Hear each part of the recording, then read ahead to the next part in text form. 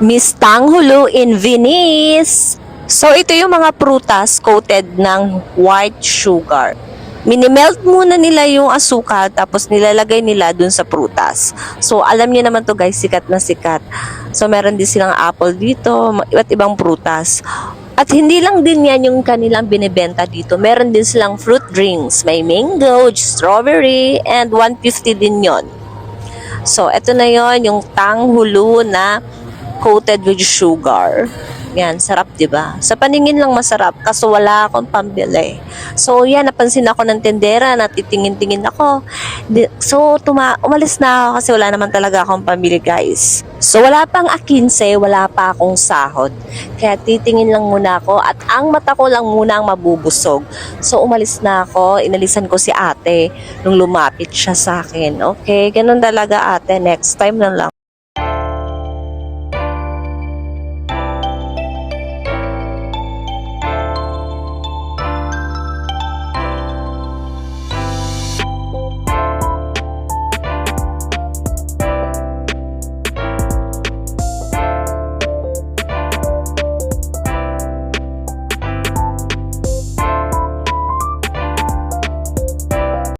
Ang tagal-tagal ko na rin kasing hindi nakapunta dito. Alam ko naman na naumay na ako dito, pero iba pa rin yun na paminsan-minsan maglakad-lakad.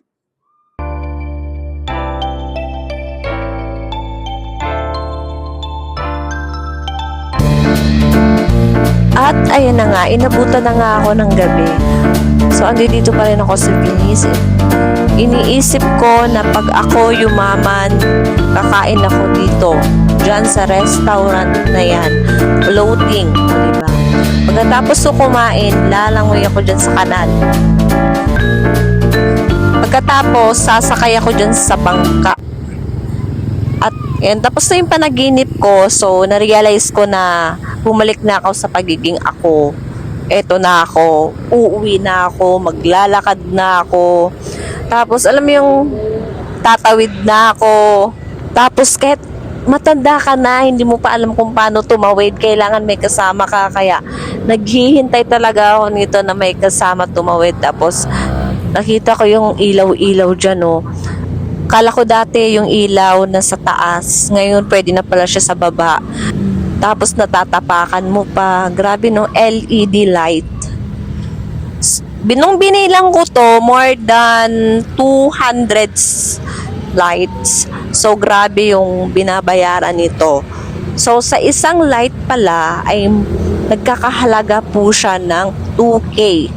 Kung ito sa DPWH lang to na sila na ang magkokontrata nito na sa ano ang bawat LED lights nito. Kung 2K mo siya nabili, so ang price nito ay 10K. Akalain nyo yun, I-cut na ilaw.